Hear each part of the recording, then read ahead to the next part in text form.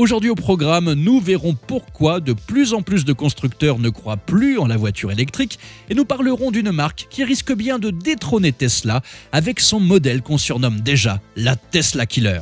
Bienvenue à tous sur la chaîne Octane. Retrouvez une nouvelle vidéo tous les jours résumant l'actu automobile. Alors n'oubliez pas de vous abonner pour ne rien louper. Aujourd'hui, la transition vers la voiture électrique semble logique quand on regarde les gammes des constructeurs, sauf que de plus en plus de constructeurs justement commencent à sérieusement douter de l'avenir du tout électrique et commencent même à faire marche arrière. Mazda notamment en fait partie et commence à lever le pied sur l'électrification car selon le PDG de la marque, Masahiro Moro, la voiture électrique ne représente pas suffisamment de ventes pour être rentable. En plus de ça, hier, la Commission européenne a acté la nouvelle norme Euro 7 et finalement, elle sera bien moins restrictive que prévu pour les véhicules thermiques. Aussi, depuis le lundi 18 décembre, l'Allemagne a arrêté toutes les aides pour les voitures électriques. Pour résumer, la raison étant que le gouvernement n'a plus de pognon.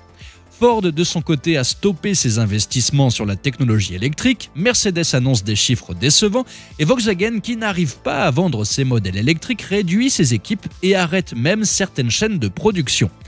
D'après les experts, la voiture électrique semble avoir déjà atteint une sorte de plafond de verre à cause des early adopters, ces personnes qui adorent la nouveauté et qui achètent un nouveau produit dès sa sortie. La plupart de ces personnes ont déjà acheté une voiture électrique, d'où une belle croissance des ventes depuis plusieurs mois. Mais voilà, comme tout produit, il faut aussi qu'il se vende aux masses pour perdurer. Or, les clients normaux n'en veulent pas et les chiffres de vente vont logiquement stagner, voire diminuer jusqu'en 2025 au moins, d'après les spécialistes. Ensuite, des modèles moins chers seront disponibles et les autonomies ou encore les recharges ne seront définitivement plus une contrainte. Et vous, quel scénario envisagez-vous pour l'avenir de la voiture électrique? Dites-moi ça dans les commentaires.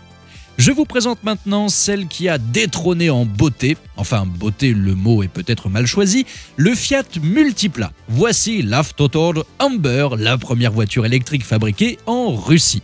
En effet, la Russie lutte depuis près de 2 ans contre des restrictions économiques suite à son attaque contre l'Ukraine. L'usine Avtotor produisait auparavant des modèles estampillés BMW, Ford et Kia avant que ces sanctions ne poussent les constructeurs occidentaux à se retirer. Il fallait donc trouver une voiture à produire dans cette usine. Enfin, quand je dis voiture, c'est le terme standard pour désigner un véhicule autopropulsé à 4 roues conçu pour transporter de 1 à 9 personnes.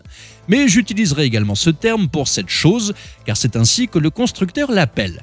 Donc, cette voiture est fabriquée entièrement en Russie, châssis, moteur, batterie et électronique inclus. La production du modèle est prévue pour 2025 dans l'usine d'Avtotor à Kaliningrad.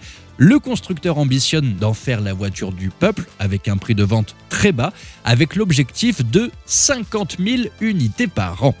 La plaque d'immatriculation sur cette Humber indique Ispitania en lettres cyrilliques qui signifie test en russe. Le modèle que nous voyons donc ici n'est qu'un prototype testé sur la voie publique pour le moment.